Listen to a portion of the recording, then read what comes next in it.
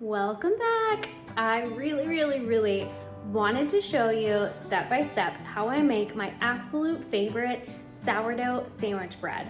Now, sourdough can be, I guess, a little scary. It's not as scary as it really seems to be, but a lot of people just don't really realize what all goes into making sourdough. Now, definitely some time and some patience. The sourdough is so worth it. It is fermented, which means the proteins and the nutrients and everything else in the bread is more readily available. Fermenting it also reduces the gluten, so it's more easily digestible by your gut. Now, everybody has seen those absolutely gorgeous artisan sourdough loaves on Instagram.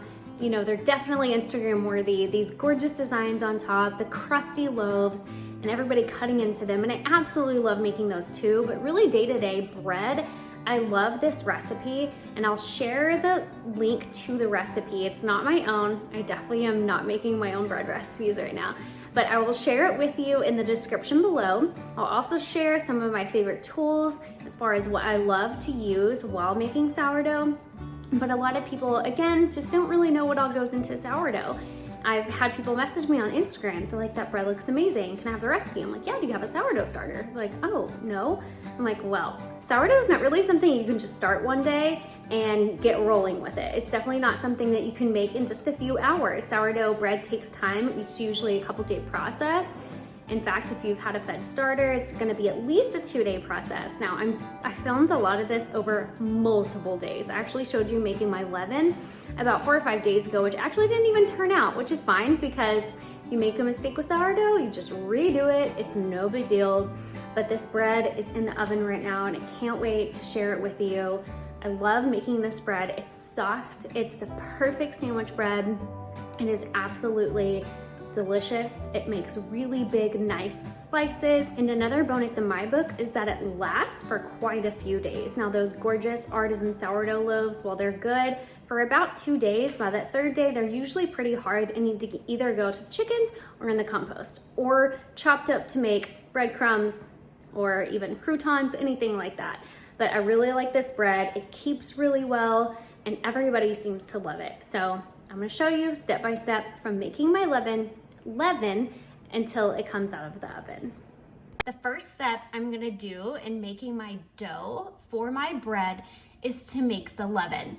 So basically what a leaven is taking a small piece of your starter. So I have my starter here that definitely needs to be fed today. I'm gonna take a small piece of my starter and that's what I'm gonna feed to get it activated to begin mixing up my dough. So that's what it means when a recipe calls for a leaven. If it doesn't specify specifically, say like this recipe here, I am using a soft sourdough sandwich bread recipe. I love this one. You know, I really do love those big, hard, crusty, gorgeous, round sourdough loaves that you're normally seeing. But day to day in my family, you know, my kids are wanting to make grilled cheeses with the sourdough. They're making, which you can definitely do with that crusty bread. But this soft sandwich bread tends to actually last a little bit longer in the house. You can do different things with it. This recipe, yes, I printed it off because I'm a paper person and I'm tired of going to Pinterest and opening up my recipes and flipping through the blog trying to find it over and over and over. You know, sourdough does have quite a few different steps, so that's why it's good to show all the different steps and what all it takes to make sourdough. So the first step is going to mix my leaven. Normally, I would definitely do this earlier in the day. You really want to be making your leaven probably in the morning. So it has all day to rise and get activated, and then you can start your dough by maybe early evening, late afternoon. Now tonight I will be probably mixing up my dough and doing my folds and stretches pretty late just because I am so late in getting my leaven started. But if you have a really good starter, it's only gonna take, 4 to 5 hours before it doubles, maybe even a little bit longer, but hopefully it won't take too long for mine to double. So this recipe, it makes 2 large loaves, kind of like the same size as a loaf tin. This one calls for 300 grams of starter, freshly fed and active. Now it's really hard to kind of do all the math. You have to have a little bit of experience sometimes in your sourdough and with your starter before you know exactly how much to mix up and how much to feed it. what I love about taking, say, like an advanced class with sourdough, I took one from Ashley Turner. I know I've mentioned her before from Turner Farms, but she kind of gave the equations as far as how to determine how much to mix up. Now I can mix up 50 grams of my starter. I can take 50 grams of this out and feed it 150 grams of flour, 150 grams of water, and that is going to give me my 300 grams of freshly fed and active starter to start to make my bread dough. To make the leaven, I'm just gonna take 50 grams of this and pour it into this quart mason jar. So you see I got a little much. That's all right, it doesn't have to be completely exact. Then I'm going to add 150 grams of flour to here.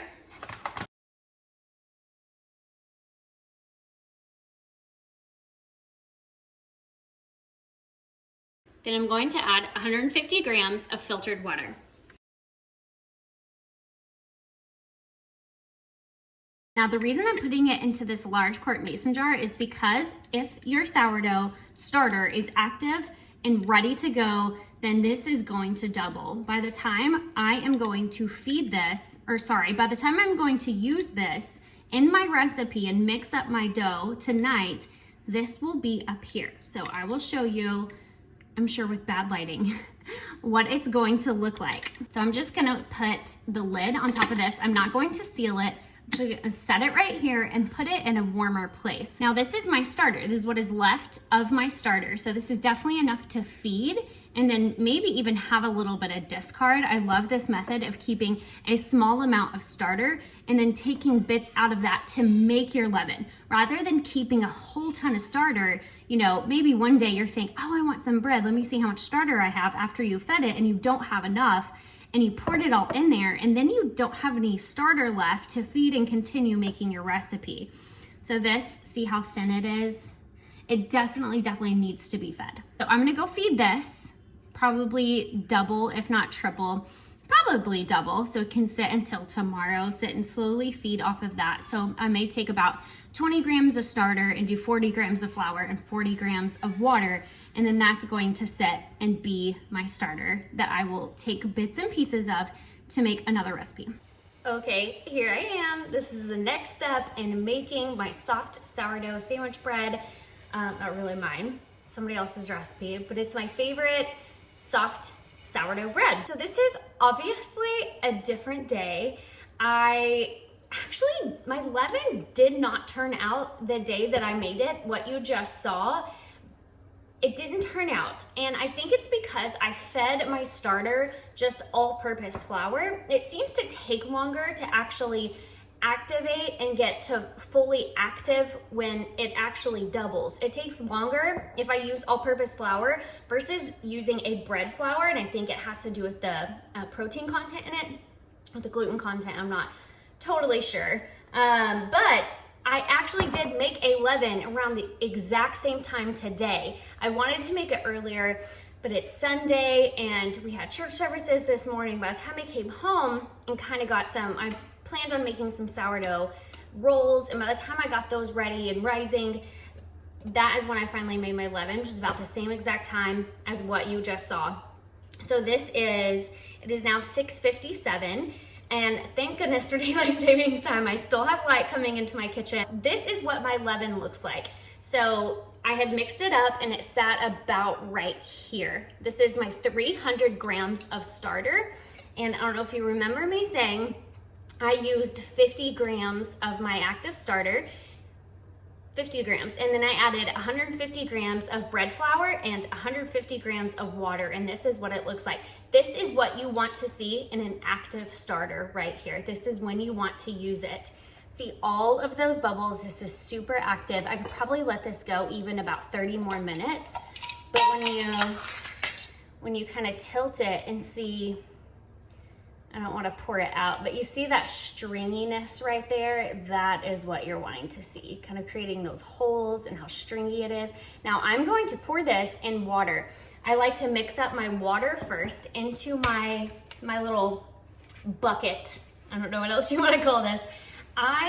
For the sake of doing sourdough, I try not to have just a whole ton of plastic in my kitchen, but this is honestly one of my favorite one of my favorite accessories to sourdough bread making. This is awesome. This is what I ferment in. This is what I mix in. It is plenty deep enough. These are really, really cheap on Amazon. I can link the one I got here. I mean, it really was super cheap. I think it was $4 or $5. It didn't come with a lid. But I was fermenting my bread dough in my stainless steel, you know, like my KitchenAid mixer bowl. And I didn't know stainless steel, and I knew this, but I didn't ever think about it. Stainless steel is actually a kind of a natural antibacterial type of metal. And so it's not good to ferment in them because you need bacteria and you need, you know, things to grow and things to ferment. That's kind of what sourdough is.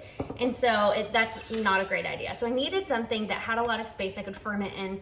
And since you're fermenting usually your bread doughs for hours, you know, sometimes 12 to 18 hours, some people actually ferment those a lot longer to kind of reduce the gluten in their bread to make it even more digestible. I didn't want to be taking up a lot of my mixing bowls. I do cook a ton and wanted to keep a lot of my mixing bowls, you know, free of bread dough while it's fermenting. So this is kind of my favorite thing. So what I'm going to do is pour my water first and from my recipe, and then I'm going to put this entire thing in here. So what I love about doing my starters this way, keeping a small amount of starter and then making a leaven just for your bread dough, right? So I'm gonna use this entire thing. I don't have to weigh any of it out. It's exactly 300 grams of starter. It's what I need. And what you'll see with an active starter is, it's called the float test. Basically, if it floats, it's ready and it's active. And if it sinks to the bottom, it was not ready. So I don't really know what you do if you pour your starter in your water and it doesn't float. But based on all the bubbles I see, this is definitely gonna float for me. I'm just gonna get started. I'm gonna mix all of my ingredients and then I'm gonna let it autolyze. And basically what it means is just letting it sit, letting this gluten, whatever you wanna call it, like the stuff build up in it before you add in your salt. I have kids running back and forth. I know they're not supposed to be in here right now, but so I'm gonna pour my water, my starter, my other ingredients going, and then I'm gonna let it sit for a little while before I put in my salt. So I'll show you all that here. So I'm gonna start and pour in my 650 grams of water. Oop, got a little too much water. That's all right. So then I'm gonna add my 300 grams of starter right in here. You're gonna notice how it floats. I really hope it floats for you. So it's super, super stretchy and elastic. See how that floats right on top? I know this is probably not the prettiest visual right here, but you can see how that starter is just floating right on top. Let me kind of show you here. If I shake it, it's definitely floating. I'll grab a spoon to get the rest of this out. See, that's like about the perfect amount of starter right there. And then I'm gonna mix this with a fork. Most recipes will call for just your starter, your flour, and your water at first to autolyze. This one, my favorite recipe, calls for honey and also oil.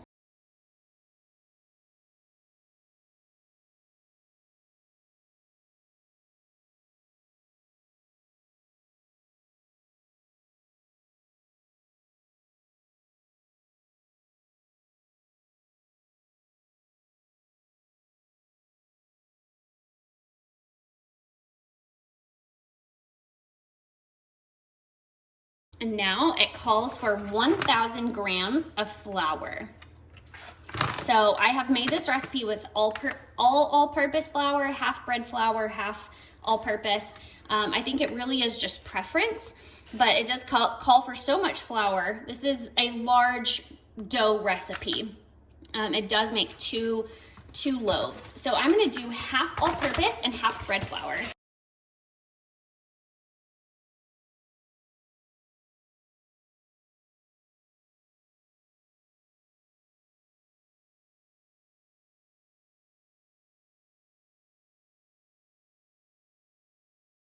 And if you haven't watched my video on Azure Standard, how much I love them, everything I get from them, and exactly how it works, you can definitely, I'll try to link it here and see if you can watch it from there and see how much I absolutely love it. So now I'm gonna mix all of the ingredients together. This is not my favorite part. This is where a dough whisk would totally come in handy.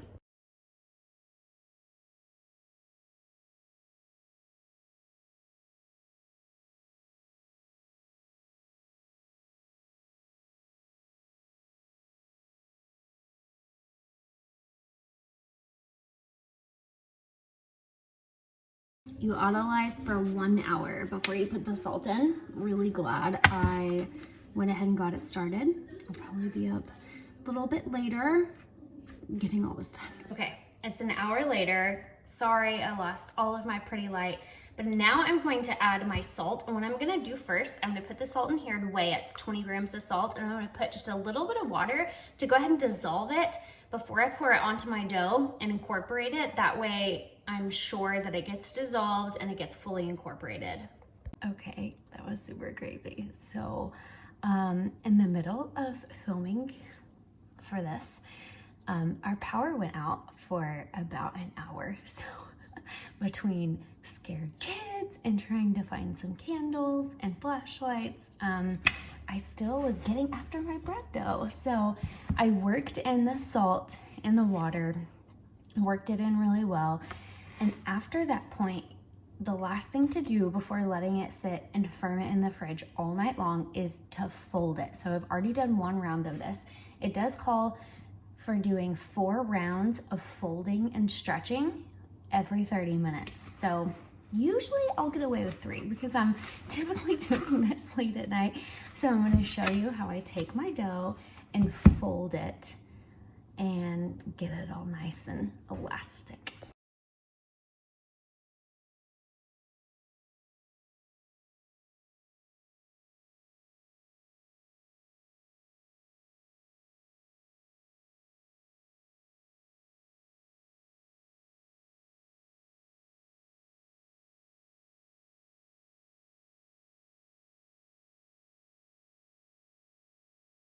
So after you have done all your rounds of stretching and folding, you're gonna take it and cover it in plastic wrap, and then you're just gonna, or kind of whatever else.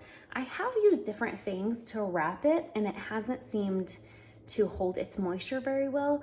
Although I hate to use plastic wrap, I would like to use something different, but I have yet to find something that I have that keeps the moisture in. I've had my dough kind of dry out a little bit before in the fridge. So you're just gonna take it and, sorry, it's spring season and I can hear my husband sneezing over and over. I'm just gonna put plastic wrap over this, and then I'm gonna refrigerate it overnight, and I'll just take it out. I'll just take it out when I get up in the morning.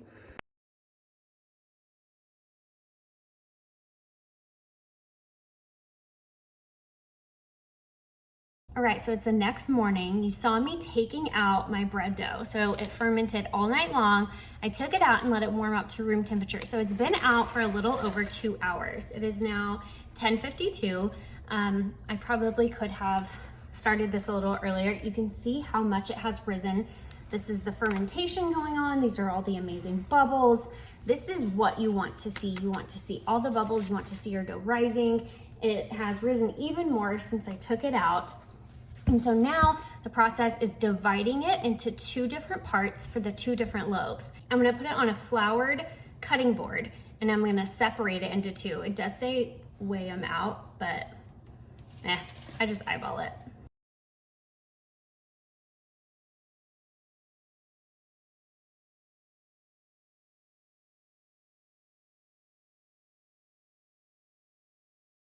This is one of my favorite tools. This is a bench scraper. I have a couple different ones, but I really love having these on hand.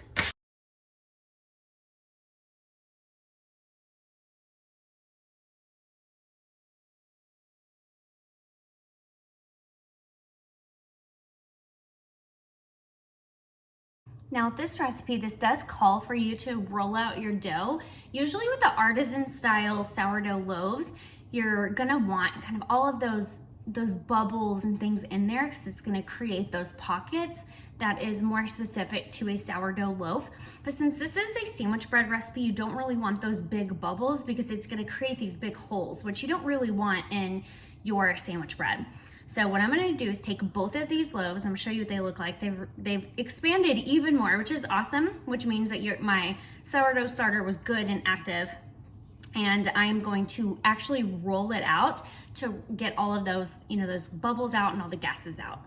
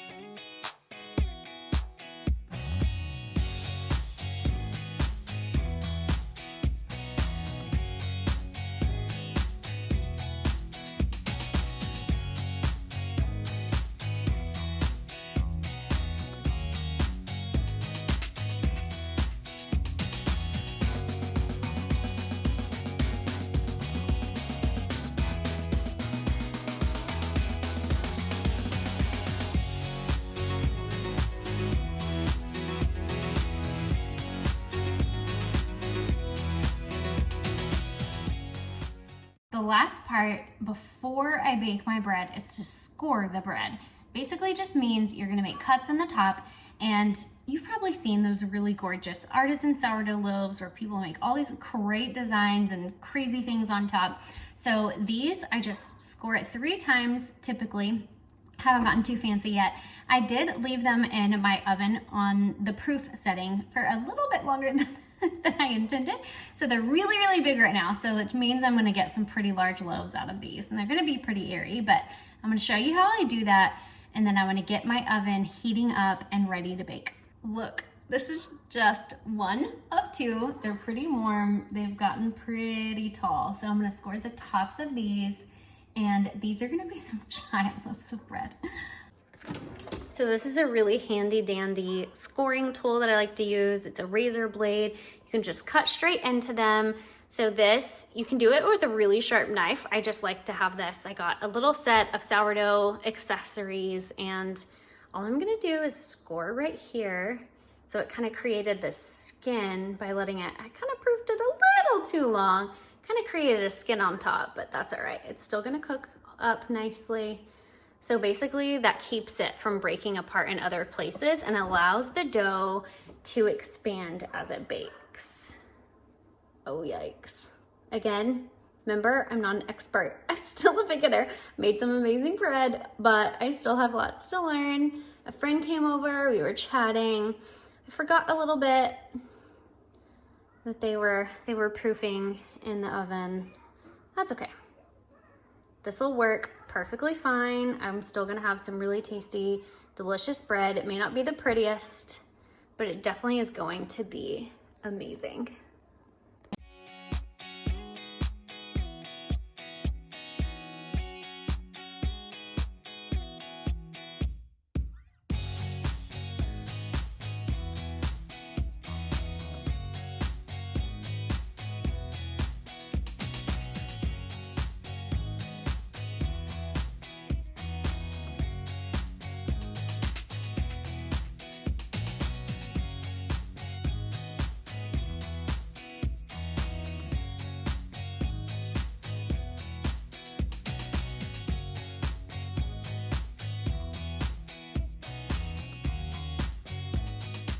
So if you ever come watch a video of me in my kitchen and you don't see cabinet doors open, then you should be shocked. I have a really bad habit of leaving all of my cabinets open all the time. Okay, so this is hilarious. I think it's so funny that the time I finally, I've made this recipe so many times, and the time I finally decide to video it, this is how it turns out. So again, I'm not perfect. And just because your bread doesn't look perfect doesn't mean it's not edible, and doesn't mean that it's not great, right? So this bread is great. It's gonna taste amazing. It's cooked really well, but I proofed it for too long. So normally I could let it sit a couple hours on my counter and it'd be perfectly fine. But I had a friend come over and we started chatting, and we're looking at plants in my garden space and everything else. And I left it in the oven proofing a little bit too long. So 2 hours is a little bit too long if it's in a super warm environment, like the proof section, like the proofing function on my oven. Okay, so I'm gonna show you what they look like. Normally they're so pretty. These, again, I overproofed them, so the top kind of muffined over my pans, which again is fine. This is completely edible bread, and it's gonna be amazing. But I think this is funny. So again, not perfect. They don't look the prettiest, but I guarantee you would absolutely love this bread. I promise. So these usually turn out really, really big and really awesome. So I did have some issue getting it out of the pan because I had overproofed it. So it kind of gave it this like muffin top situation, which, girl, don't we all have that problem? So it's got this like situation going on. So I can just trim these edges and it'd be perfectly fine. I did kind of end up tearing it a little bit, getting it out of the pan, but it's going to be perfect. Again, just because your bread is not perfect does not mean that you are not a good bread baker. You can be a good bread baker, I promise. And you can also mess it up every once in a while by forgetting. You know, that happens. I did have a timer on, but I wasn't in here to hear it because I was chatting with a good friend. So I really hope this is helpful to you. Again, just understanding sourdough a little bit better, understanding the time and the patience that it does take to do sourdough. Now, I hope this makes it seem not as scary. I really, really hope that you try sourdough on some level. It doesn't have to be that big, crusty, round, gorgeous loaf, you know, for it to be edible. This is a great sandwich bread recipe. It's my favorite. I'll include the link to the blog, not to my blog, to the blog where this exact recipe is in the description. I had somebody recently tell me they didn't know where the description was to the video. So if you look below, look at the title and go to the right of the title, you will see an arrow pointing down. If you click on that, it takes you to the description of the video. So I really hope this was helpful. Even though my muffin top bread didn't turn out absolutely perfect, this is going to be some really good French toast. I think that's what's gonna be happening tomorrow. So again, if you have any questions or any comments about sourdough and how you love to make sourdough or how you're getting started on sourdough, comment below, like and subscribe so I can, so I know what to continue making as far as content goes. So I hope to see you soon and I hope you have an amazing day.